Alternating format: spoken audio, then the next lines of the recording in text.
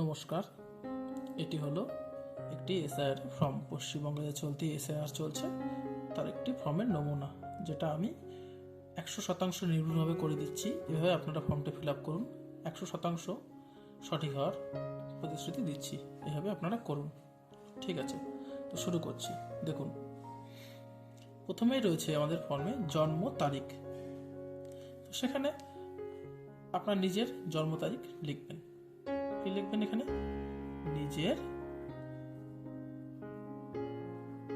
জন্ম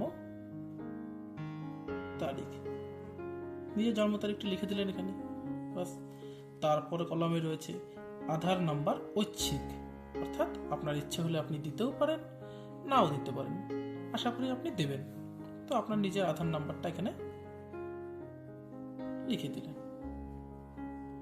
তারপর রয়েছে মোবাইল নাম্বার, আপনার মোবাইল নাম্বারটি এখানে দিয়ে দিলেন, সিম্পল।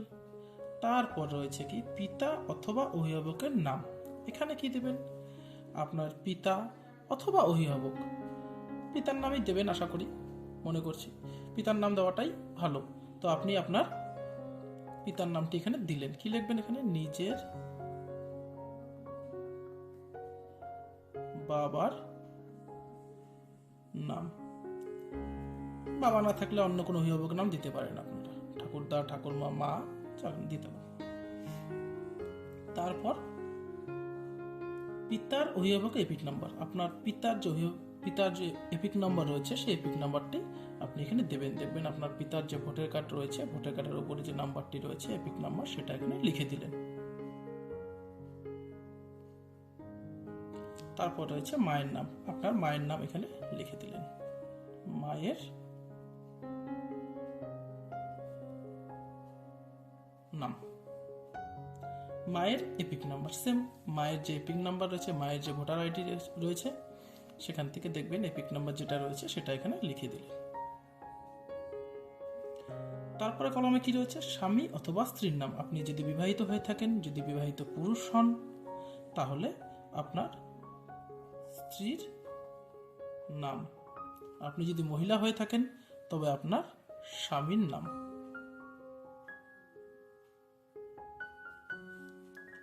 তারপর কলমে কি রয়েছে? স্বামী অথবা স্ত্রীর এপিক নাম্বার যদি থাকে। এখানে যার নাম দিয়েছেন, স্ত্রী হলে স্ত্রীর এপিক নাম্বার, স্বামী হলে স্বামীর এপিক নাম্বার এখানে দিয়ে দিলেন। আর যারা অবিবাহিত রয়েছে তারা এই দুটো কলম স্কিপ করবেন, এই দুটো কলমে কিচ্ছু লেখার দরকার নেই। তো আমি যে ফর্মটি ফিল আপ করছি আপাতত, সেটা করছি যার 2002-এ ভোটার লিস্টে নিজের নাম নেই। 2002-এ ভোটার লিস্টে নিজের নাম নেই, তারা এই পোর্শনটা ফিল আপ করবেন। কি লেখা আছে কলামে দেখবো আমরা? আত্মীয়ের বিবরণ, যার নাম পূর্ববর্তী কলামে সর্বশেষ এসআইআর এ দেওয়া আছে। যার নাম দেওয়া আছে, আমি ধরে নিচ্ছি আপনার বাবার নাম দেওয়া আছে, বাবা না থাকলে মার নাম, ঠাকুরদা, ঠাকুরমা, যার নাম দেওয়া আছে তার নাম এখানে লিখলেন। বাবার নাম লিখলেন, আপনার বাবার নাম লিখলেন, অথবা মায়ের নাম, যার নাম থাকবে তার নাম লিখলেন। তো বাবার যদি এপিক নাম্বার থাকে, 2002 লিস্টে বাবার নাম যখন থাকবে, এপিক নাম্বারও থাকবে আশা রাখছি, সেখানে বাবার এপিক নাম্বারটা লিখে দিলেন। আত্মীয়ের নাম, এই জায়গাটাতে একটু ভুল হচ্ছে, এই জায়গাটা একটু ভালো করে দেখবেন। আত্মীয়ের নাম কি এখানে কোন আত্মীয়ের নাম লিখবো? এখানে আত্মীয়ের নাম লিখবেন আর 2002 লিস্টে যে আপনার বাবার যে অভিভাবক ছিলেন, মা অথবা আপনার বাবার যে বাবা অথবা আপনার ঠাকুরদা, ঠাকুরমা, যার নাম দেওয়া আছে তার নাম এখানে লিখবেন। অভিভাবকের নাম এখানে লিখে দিলেন। তার সাথে সম্পর্ক কি? যদি আপনার বাবার বাবা থাকে তাহলে আপনি এখানে পিতা লিখে দিবেন, মা থাকলে মাতা লিখে দিবেন, যেটা থাকবে সেটা লিখে দিবেন। তারপর কি? তারপর আপনার জেলা, আপনার রাজ্য, তারপরে কলামে রয়েছে বিধানসভা ক্ষেত্রের নাম। এটা কোনটা হবে? এটা দেখিয়ে দিচ্ছি আপনাকে। বিধানসভা ক্ষেত্রের নাম হবে এখানে যেমন রয়েছে 21 রাজগঞ্জ, তাহলে কি হবে? এটা 21 রাজগঞ্জ এখানে লিখে দিলেন, 21 রাজগঞ্জ। আপনার 2002 ভোটার লিস্টে যেটা রয়েছে আপনি সেটা লিখে দিবেন। তারপর বিধানসভা ক্ষেত্রের নাম্বার, আপনার যে 2002 ভোটার লিস্ট বাবার রয়েছে সেখানে দেখবেন বিধানসভা ক্ষেত্রের নাম্বার। এখানে যেমন আমরা লিখেছি 21, রাজগঞ্জে যে 21 লেখাটা লিখেছি, আপনার ক্ষেত্রে যেটা থাকবে সেটা আপনি লিখে দিলেন। এখানে 21 আছে, আমি 21 লিখছি। বিধানসভা ক্ষেত্রের নাম্বার 21। অংশ নম্বর কোথায় পাবো? এই যে সাইডে দেখবেন অংশ নম্বর লেখা থাকে, এখানে লেখা আছে অংশ নম্বর 250। তাহলে আমি এখানে লিখে দেব 250। তারপর হচ্ছে ক্রমিক সংখ্যা। এটা কি লিখবো? ক্রমিক সংখ্যা আমরা লিখবো, এই দেখুন সাইডে যে রয়েছে ক্রমিক সংখ্যাগুলো 413, 14, এখানে যে ক্রমিক সংখ্যা আপনার নিজের বাবা বা আপনি যার নাম দিচ্ছেন তার যেটা ক্রমিক সংখ্যা থাকবে সেটা আপনি লিখে দিবেন। আমি ধরছি এখানে 419 রয়েছে, তাহলে আমি এখানে কি লিখবো? 419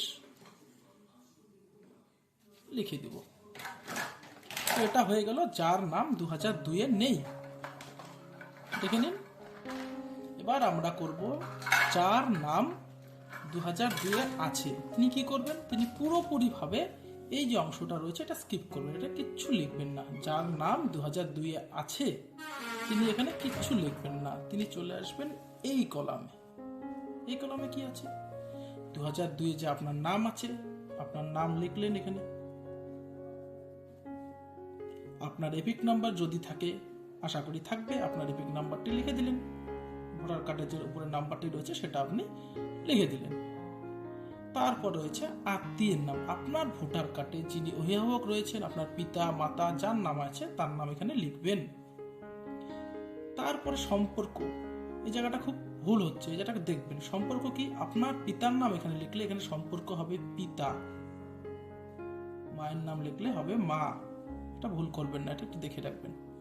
তারপর সিম্পল জেলার নাম, রাজ্যের নাম, বিধানসভা ক্ষেত্রের নাম, ওই যেটা বললাম 21 রাজগঞ্জ, তাহলে এখানে 21 রাজগঞ্জই লিখবেন। আপনার যেটা হবে, আপনার পার্টে যেটা হবে সেটা আপনি লিখবেন। বিধানসভা ক্ষেত্রের নাম ওই সেম, আমি এখানে 21 লিখেছিলাম, আপনার যেটা হবে আপনি সেটা লিখে দিবেন। অংশ নাম্বার সেম।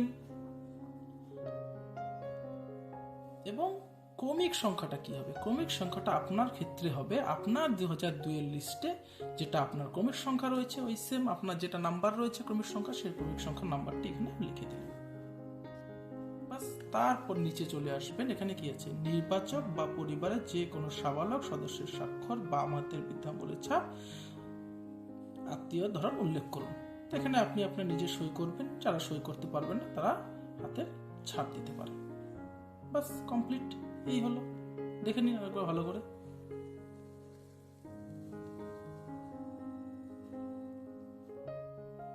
এভাবে যদি আপনি ফর্মটা ফিল আপ করেন, আশা রাখি আপনার ফর্মটি 100% সঠিক হবে, কোনো ভুলের চান্স নেই। আপনারা এভাবে ফর্মটি ফিল আপ করুন। তো আজ এতটুকুই, ধন্যবাদ।